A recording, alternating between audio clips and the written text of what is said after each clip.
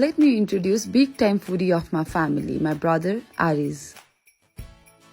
अनि हिजो भर्खर मम्मीले 2 PM को इटालिया नेपोलिटाना पास्ता नुडल्स लिएर आउनु भएको थियो जुन मेरो भाइलाई एकदमै राम्रोसँग थाहा थियो।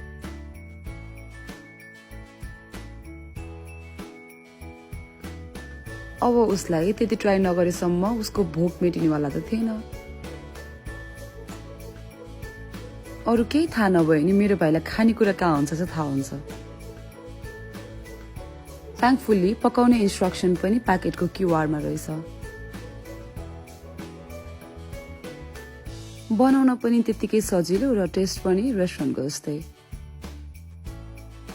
As it says, like pasta, like noodles. र हाम्रो biggest confusion पनि यही थियो, यो पास्ता हो कि noodles?